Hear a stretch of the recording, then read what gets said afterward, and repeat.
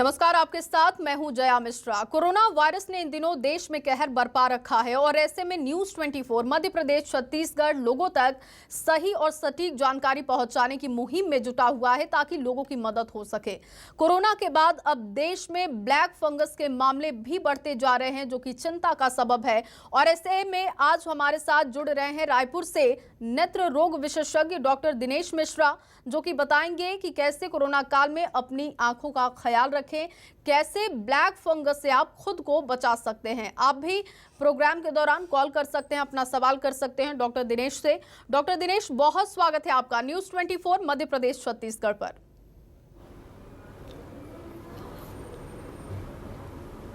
आपसे मेरा पहला सवाल होगा डॉक्टर दिनेश, आपसे मेरा पहला सवाल यही है कि कोविड के बाद जो लोग ठीक हो रहे हैं उनमें ब्लैक फंगस का खतरा बढ़ते जा रहा है।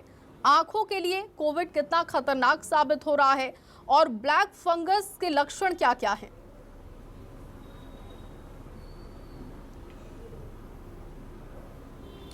देखिए, इसमें जो लोग कोरोना से संक्रमण से मुक्त होने के बाद जो घर जा रहे हैं, तो उनमें से बहुत सारे मरीज, हर मरीज को नहीं कहा जा सकता। इसमें एक बहुत बड़े लोगों के बीच में भ्रम फैल रहा है और लोग पैनिक हो रहे हैं, डर रहे हैं कि जो भी आदमी कोरोना से ठीक होता है उसको ब्लैक फंगस हो जाएगा। ऐसी बात नहीं है। बहुत कम मामले ऐसे हैं जिसमें ब्लैक फंगस हुआ है, और ऐसे वो लोग हैं जिनकी इम्यूनिटी ज़्यादा कम हुई है, जिनकी शरीर की प्रतिरोधक क्षमता कम हुई है, उनके जो लोग डायबिटीज़ वाले हैं, जिनके शुगर कंट्रोल नहीं रहती है, ऐसे लोग जिनको कीमोथेरेपी चल रही है, जिनकी इम्यूनिटी कम है, जिन लोगों को बहुत दिनों तक ऑक्सीजन में रहना पड़ा है, तो ऐसे जो जिनकी किसी भी प्रकार से अगर प्रतिरोधक क्षमता कम हुई है, वैसे लोगों को फंगल संक्रमण का खतरा रहता है। और इस कारण हमको विशेष सावधानी देने की ज़रूरत है, लोगों को विशेष सावधानी रखने की ज़रूरत है कि जो भी पेशेंट जिन्हें कोरोना हुआ है, क्योंकि इसमें इस संक्रमण काल में इस वायरस संक्रमण से शरीर की इम्यूनिटी वैसी कम हो जाती है, और यदि साथ में कोई और बीमारी हो तो उससे प्रतिरोधक क्षमता में और असर आता है। तो इसके कारण से जो लोगों को इम्यूनिटी कम है, जिनमें प्रतिरोधक क्षमता कम है, उनको विशेष ध्यान रखने की आवश्यकता है। बाकी हर व्यक्ति को इसमें डरने की ज़रूरत नहीं है। आज लगातार पिछले माह भर से, जब से ब्लैक फंगस की खबरें आना शुरू हुई हैं, हम लोगों के पास रोज़ाना ऐसे बहुत सारे लोग पूछते हैं, फ़ोन से पूछते हैं, बात करते हैं, दिखाने आते हैं कि मुझे ब्लैक फंगस तो नहीं हो जाएगा। तो इसमें बिल्कुल डरे नहीं, लेकिन सावधानी रखने की ज़रूरत है, सतर्क रहें। अगर आपको संक्रमण हुआ भी है तो आप अपने डॉक्टरों के बताए हुए निर्देशों का पालन करें। अपने जो शरीर की प्रतिरोधक क्षमता के जो आपको बताए जाते हैं, जो विटामिन की गोलियां बताई जाती हैं, आपको जो आहार लेना चाहिए, जो पोषक आहार लेना चाहिए, उसको लें। हल्का फुल्का व्यायाम करें ताकि उनके शरीर की प्रतिरोधक क्षमता बढ़े, जिससे कि वे ब्लैक फंगस के शिकार नहीं होंगे। डॉक्टर दिनेश, एक बड़ा लक्षण है आंखों का लाल हो जाना कोविड के दौरान, लेकिन मैं आपसे समझना चाहूंगी, अगर किसी व्यक्ति को कोई और लक्षण नहीं है लेकिन अगर उसकी आंख लाल हो रही है, तो ये कितनी चिंता करने वाली बात है? क्या अगर आंख लाल है सिर्फ और कोई सिम्टम नहीं है, तो क्या फिर भी कोविड को लेकर डरना चाहिए?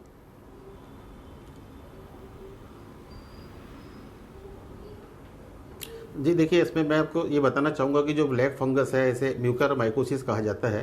यह एक प्रकार का फंगस होता है जिसके कारण जो यह हमारे शरीर में नाक से प्रवेश करता है। तो जो व्यक्ति संक्रमित हैं या जिन्हें संक्रमण नहीं भी हुआ है, उन्हें हम ऐसे लोगों को हमेशा सलाह देते हैं कि वो मास्क लगाएं। और यह फंगस चूँकि नाक के जरिए प्रवेश करता है, इसलिए वह नाक की जो झिल्लियाँ हैं वहाँ से प्रवेश करता है। हमारे चेहरे में जो साइनस होते हैं, उन साइनसों को इनमें इन्फेक्शन पैदा करता है। मुंह के अंदर में जो जबड़ा है, निचले जबड़े पर संक्रमण करता है, जीभ में संक्रमण करता है, और उसके बाद में यह हमारी आंखों पर असर डालता है। ऐसा नहीं कि शुरुआत में आंखों में आता है।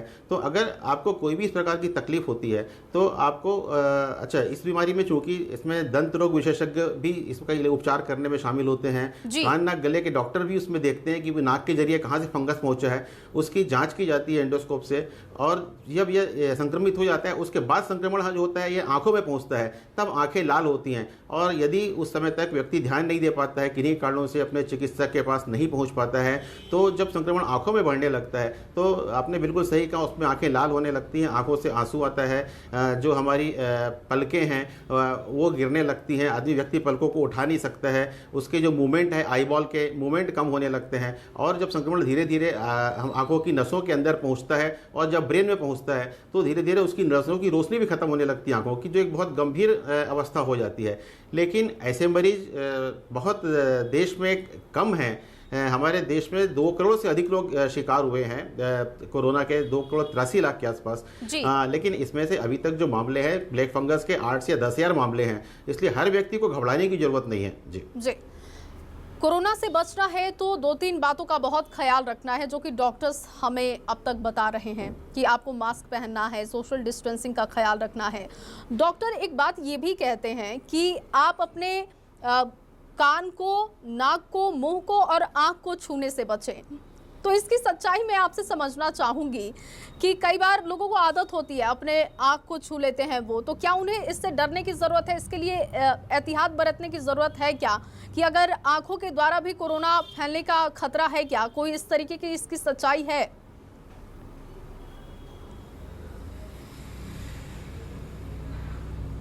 जी देखिए, जो कि इसमें संक्रमण जो है यह हमारे शरीर में वैसे नाक से प्रवेश करता है, लेकिन चूंकि हम कई लोग की आदत रहती है, बहुत सारे लोगों की, कि वे नाक को बार बार छूते हैं, नाक को स्पर्श करते हैं, इधर उधर बार बार अपने शरीर को, कान को टच करते हैं, आंखों को टच करते हैं। तो इसलिए जो सलाह दी जाती है, जो WHO की गाइडलाइन है, जो देश के चिकित्सक कहते हैं कि आप हाथ को बार बार आप सैनिटाइजर से साफ करें, साबुन पानी से हाथ धोएं, जिससे कि अगर आपके हाथों में संक्रमण है तो आपके शरीर के बाकी हिस्से में ना पहुंचे। और अगर हम बार बार इधर उधर, कई बार जो फंगस की जो बात है, इसमें भी ऐसा ही होता है कि यह आसपास की गंदगी में होता है, धूल मिट्टी में होता है, जो फल या सब्जियां जो खराब हो रही हैं उसमें होता है, जो भी सामान सड़ता है उसमें ब्लैक फंगस हो सकता है। तो अगर आपका जो हाथ है वह बार बार इधर उधर आप उसको वॉश नहीं करते हैं, सैनिटाइजर से साफ नहीं करते हैं, सोशल डिस्टेंसिंग का पालन नहीं करते हैं, तो वो किसी भी तरीके से शरीर में प्रवेश कर सकता है। लेकिन इसमें एक खास बात यह भी मैं बताना चाहूँगा कि जिन व्यक्तियों में इम्यूनिटी बहुत ज़्यादा कम है, जिनमें शरीर की प्रतिरोधक क्षमता कम है, वे व्यक्ति इसके जल्दी शिकार होते हैं। क्योंकि ब्लैक फंगस जो है यह ऐसा नहीं है कि पहली बार यह सामने आया है, यह इस समय इसलिए क्योंकि कोरोना के समय आया है, और कोरोना से जो मरीज जो ग्रसित हुए हैं, संक्रमित हुए हैं, उन मरीजों में ज़्यादा देखने में आ रहा है, इसलिए इसको कोरोना के साथ इसको जोड़ा जा रहा है। लेकिन जो ब्लैक फंगस है वह दुनिया में बहुत समय से विद्यमान है। और डॉक्टर दिनेश लगातार हमारे साथ बने हुए हैं। डॉक्टर दिनेश, एक बात और भी मैं आपसे समझना चाहूंगी कि हाइजीन को लेकर बहुत ही हमें सतर्क रहने की जरूरत है, खासकर इस टाइम में। वैसे तो सामान्य दिनों में भी हाइजीन का बहुत ख्याल रखना होगा, लेकिन कोरोना की वजह से हम अपने तौर तरीकों में हमने बहुत बदलाव किया है। आंखों की देखभाल के लिए क्या प्रिकॉशंस हम ले सकते हैं जिससे हम सुरक्षित रहें?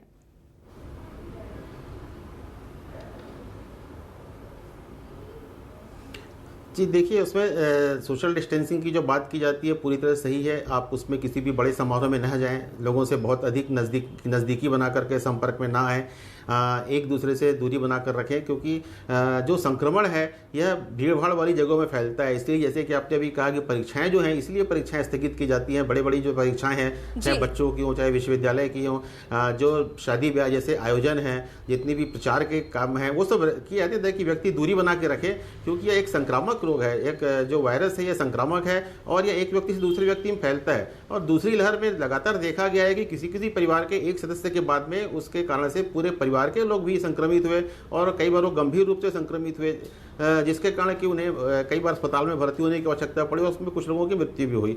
तो हम जितना सावधानी रखते हैं, साफ सफाई रखते हैं, अपने हाथों को साफ रखते हैं, वायरस के जाने के जो रास्ता है, मास्क पहनते हैं, मास्क का उपयोग करते हैं, उससे हम इस संक्रमण से हमारा बचाव हो सकता है, अच्छी तरह से हम बच सकते हैं। और दूसरी बात जो इम्यूनिटी की होती है, अगर हमारे शरीर में प्रतिरोधक क्षमता अच्छी है, हमारा पोषण अच्छा है, तो निश्चित रूप से जो वायरस है हमारे समीप नहीं पहुंचेगा।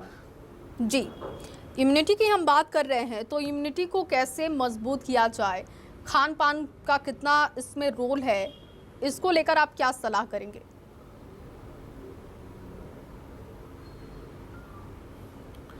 जी, इसमें व्यक्ति को पोषक आहार लेना चाहिए। जैसे कहा जाता है जो बैलेंस डाइट होती है उसके जो उसको आहार में सभी जो तत्व हैं, कार्बोहाइड्रेट है, प्रोटीन है, फैट है, मिनरल्स हैं, विटामिन्स हैं, इन सब को लेना चाहिए।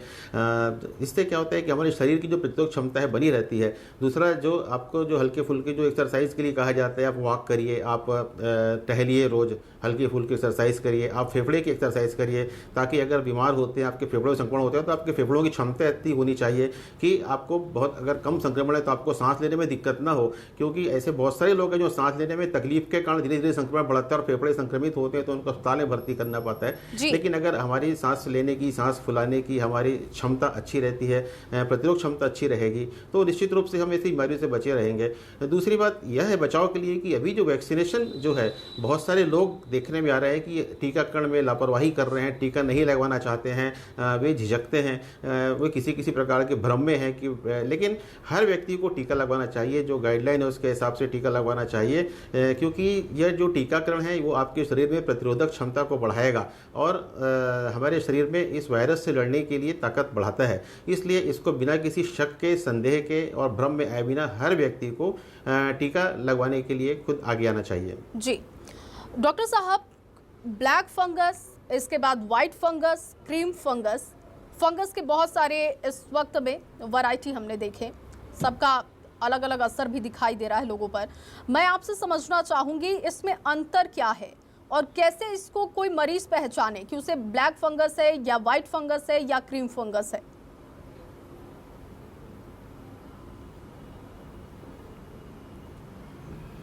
देखिए, इसमें क्या है कि इसमें आपको किसी भी व्यक्ति को बहुत ज़्यादा परेशान नहीं होना चाहिए। अगर आपके शरीर में कोई भी ऐसी शरीर की प्रतिक्रिया आती है जो आपको अस्वाभाविक लगती है, ब्लैक फंगस में तो एकदम से जो पिगमेंटेशन होता है, नेक्रोसिस होती है टिश्यूज़ की और काले काले धब्बे दिखाई पड़ते हैं, इसलिए व्यक्ति को तुरंत पहचान में आता है कि मेरे को कुछ हो रहा है, उसको काले काले धब्बे हैं। इसके साथ ही जो ब्लैक फंगस के मरीज हैं वे आंखों में दर्द होने, गले में दर्द होने, सांस लेने में तकलीफ होने की भी शिकायत करते हैं, दांत दर्द होने, दांत के ढीले होने की शिकायत करते हैं, आंखों में आंसू आने की शिकायत करते हैं। तो यह जो एक प्रकार से अलग अलग व्यक्ति शिकायत करता है। दूसरा उसी प्रकार जो वाइट फंगस है और जो तीसरा येलो फंगस है, इसमें भी जो लक्षण है वो उसमें अभी इसके चूंकि बहुत ज़्यादा मरीज सामने नहीं आए हैं, लेकिन उसमें अगर आपको सफ़ेद चकत्ता दिखता है, अगर कोई दाग दिखता है तो आप उसमें सावधान रहें। आप अपने जो डॉक्टर है आप उनसे जाकर के उनसे मिलें और वो आपको बताएंगे कि आपको इसमें बहुत सारी जो खबरें हैं उनमें आप बिल्कुल हर किस्म से आप बिल्कुल इतना ज़्यादा भरोसा नहीं करें कि आप डर जाएं, क्योंकि लगातार ऐसे मरीज आते हैं कि जो इतने ज़्यादा डरे हुए हैं कि साहब इस बार मेरे को ऐसा हो जाएगा, क्या फंगस हो जाएगा क्या। कई लोग डरते हैं उनको इस बीमारी के बाद में हार्ट अटैक तो नहीं हो जाएगा। कुछ लोग अलग अलग प्रकार की बातें जो डर के कारण जो बनता है, जो एक माहौल बनता है, क्योंकि इस समय देखा गया है क्योंकि इस बीमारी में आइसोलेशन की ज़रूरत पड़ती है, क्वारंटाइन होने की ज़रूरत पड़ती है। तो जब व्यक्ति अकेले रहता है तो उसके मन में बहुत अधिक मानसिक दबाव हो जाता है और उस मानसिक दबाव के कारण बहुत सारे लोग जो हैं वो इतना अधिक घबरा जाते हैं कि वो मानसिक संतुलन भी खो जाते हैं, डिप्रेस हो जाते हैं। तो एक शारीरिक स्वास्थ्य के हमको इस मानसिक स्वास्थ्य के बारे में भी उसमें बात करने की आवश्यकता होती है। जी डॉक्टर दिनेश, कोरोना फैलता है संक्रमित व्यक्ति से भी या उसके किसी भी चीज़ के छूने से, क्या ब्लैक फंगस भी फैलता है इस तरीके से एक व्यक्ति से दूसरे व्यक्ति में?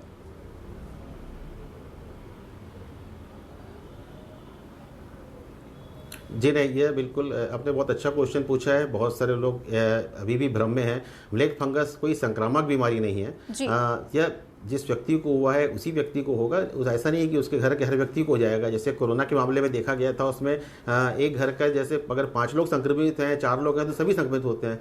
ब्लैक फंगस पे ऐसा देखने में नहीं आया है। जिस व्यक्ति की प्रतिरोध क्षमता ज़्यादा कम है, उसका शुगर लेवल ठीक से कंट्रोल नहीं हुआ है या जिसको और किसी प्रकार से संक्रमण हुआ है, जैसे ऑक्सीजन का है या वेंटिलेटर बहुत दिन तक रहा है, तो ऐसे व्यक्ति है जिनको कीमोथेरेपी के कारण उनमें प्रतिरोध क्षमता कम है, ऐसे व्यक्ति उसके शिकार हुए हैं। हर व्यक्ति ऐसा नहीं कि हवा में फैल रहा है उससे शिकार हो जाएगा, ऐसा नहीं होगा। जो भी व्यक्ति अपेक्षाकृत अधिक कम प्रतिरोध क्षमता का व्यक्ति है, जिसमें संक्रमण होने की संभावना ज़्यादा है, ऐसे लोग इसके शिकार हो रहे हैं। जी डॉक्टर साहब, ये सवाल मेरा इसीलिए आपसे था क्योंकि लोगों में ये बड़ा डर भी है और एक भ्रम की स्थिति भी है ब्लैक फंगस को लेकर। अब एक और सवाल है, क्योंकि आमतौर पर जब मैं लोगों से बातचीत करती हूं, जो लोग कोविड से ठीक हुए हैं, उनके मन में भी डर है कि कोरोना से ठीक हुए तो उन्हें हो गया 1 साल या 1.5 साल का वक्त बीत चुका है। उन्हें डर ऐसा है कि कहीं उनको ब्लैक फंगस ना हो जाए। तो क्या इस तरीके के भी खतरे हैं क्या कि आप अगर रिकवर कर गए, 6 महीने 7 महीने आपको हो गए, तो ब्लैक फंगस से डरने की जरूरत है क्या उस व्यक्ति को?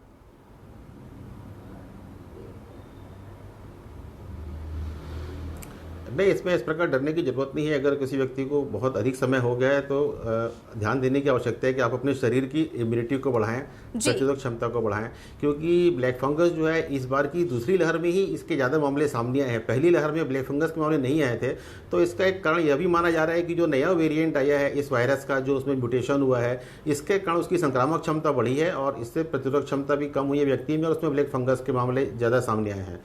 पहली लहर में ऐसे मामले सामने नहीं आए थे, ये दूसरी लहर के समय ही ब्लैक फंगस के मामले जो हैं वो लगातार सामने आए हैं। तो इसलिए लेकिन हर व्यक्ति को इसमें डरने की आवश्यकता नहीं है। आज आपको अगर कोई भी तकलीफ होती है तो आप बिल्कुल अपने चिकित्सक को दिखाएं। आजकल तो वीडियो कॉल पे भी डॉक्टर से बात हो जाती है। आप अपनी फ़ोटो भेज सकते हैं, उनको अपने वीडियो दिखा सकते हैं कि मेरे को ऐसे काले धब्बे दिख रहे हैं, मेरे को तकलीफ हो रही है, दांत में दर्द है या सिर में बहुत दर्द है, तो आपको परामर्श मिलेगा और उसमें आवश्यकता पड़ने पर अगर आपको सलाह देते हैं तो उसकी आगे भी जाँच होती है। उसमें अलग अलग प्रकार की जाँच से तय होता है।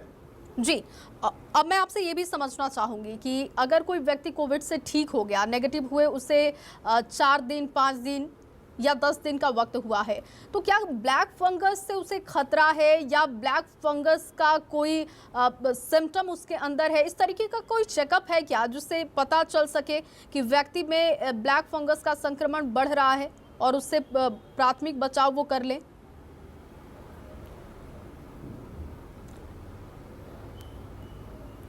नहीं, इसमें देखिए, उसमें जो साफ़ सफाई की जो बात होती है, जो स्वच्छता की बात होती है, तो उसमें हमारा यही कहना है कि चूँकि अगर कोई व्यक्ति इलाज के बाद में अपने घर जा रहा है तो चूँकि उसके बाद डॉक्टर जो उसको सलाह देते हैं उनके निर्देशों का पालन करें और उसमें उनको बिल्कुल भी डरने की ज़रूरत नहीं है। इसमें हमको अलग से कोई दवा खाने की भी ज़रूरत नहीं है, इसका अलग से किसी उपचार की ज़रूरत नहीं है। अगर आपको कोई तकलीफ़ होती है, चूँकि ऐसा नहीं है कि इस बीमारी में आपको शुरुआत से ही ऐसी कोई तकलीफ़ हो जाएगी या किसी व्यक्ति को बहुत बड़े अंग की हानि हो जाएगी या उसको का खतरा हो जाएगा।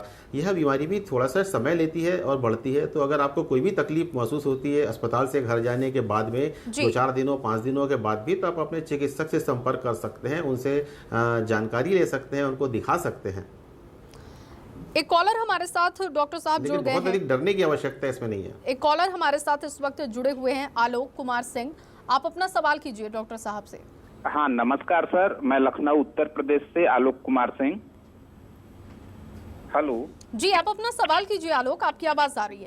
जी, मैं सर से ये जानना चाहता हूँ कि जैसे अधिकांश भारत की जनता जो है, आबादी जो है गांव में बसती है, 60-65% जो है, और ग्रामीण इलाकों में कोरोना को लेकर बहुत सारा अंधविश्वास फैला है, जैसे हवन कीजिए या कुछ कीजिए तो उससे ऑक्सीजन ज्यादा होगा या और चीजें। तो इसके बारे में सर क्या मतलब वैज्ञानिक तथ्य क्या हैं?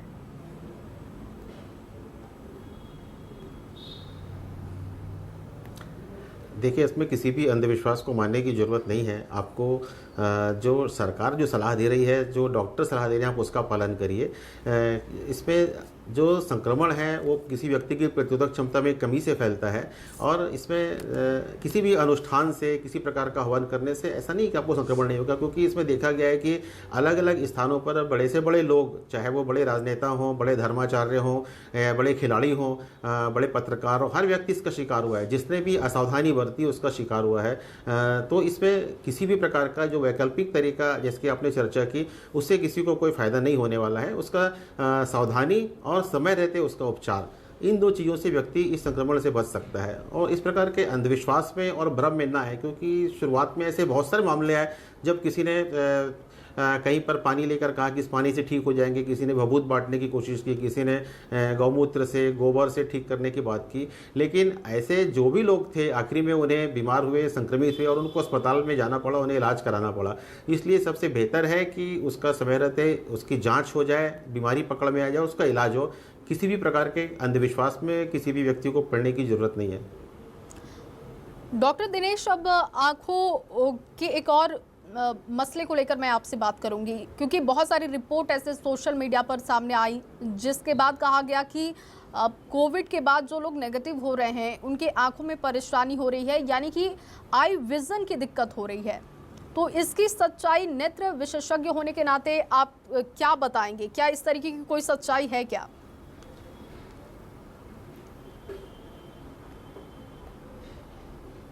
नहीं, इसमें बहुत कम लोग हैं जो ऐसी शिकायत करते हैं।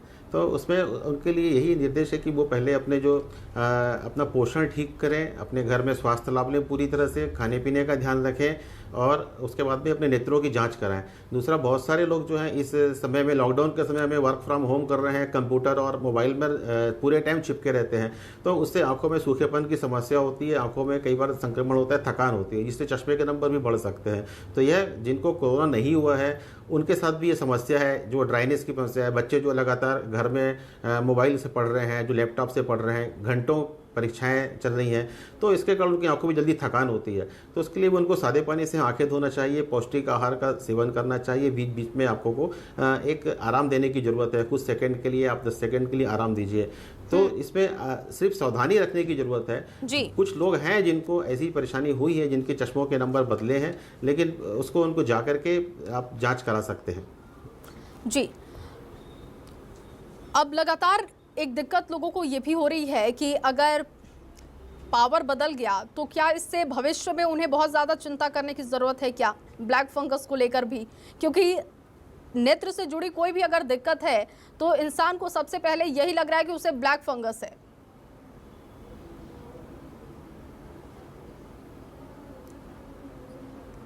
नहीं, उतना, जैसे मैंने पहले ही सबसे शुरुआत से ही मैं बात कहते आ रहा हूँ कि इसमें किसी भी व्यक्ति की जो नज़र है ब्लैक फंगस में तब जाती जब संक्रमण बहुत ज़्यादा बढ़ जाता है और उसकी आंखों में भी सूजन आने लगती है, पलकें जो हैं, आंखें उभरी हुई दिखती हैं, तो वह एक बहुत एडवांस स्टेज होती है। लेकिन उस स्टेज में जाने के पहले अभी देखिए सभी जगह के मेडिकल कॉलेज में, बल्कि पूरे देश में हर प्रदेश की सरकार उनके लिए इंजेक्शन का इंतजाम कर रही है, एम्फोटेरिसिन वगैरह सब इंजेक्शन का इंतजाम हो रहा है, ताकि उन व्यक्ति को फंगस जो है वो बहुत अधिक ना बढ़े, उनकी आंखों में ज़्यादा समस्या ना आए। लेकिन जो दूसरी बात, जैसे कि मैंने कहा कि इस समय कोरोना काल में जो लॉकडाउन में जो लोग घर पर हैं वो लगातार उसमें मोबाइल और लैपटॉप का उपयोग कर रहे हैं, टेलीविज़न देख रहे हैं लगातार, और उससे भी आंखों में जो थकान है, जो सूखापन है, उसकी समस्या भी आती है। और उसके साथ में जो दृष्टि दोष है वह तो अगर किसी व्यक्ति को चश्मे का नंबर है तो उसको ऐसी भी जांच कराने की आवश्यकता होती है। उसको हर साल भर में 6 महीने में उसको जा करके जाँच कराना चाहिए।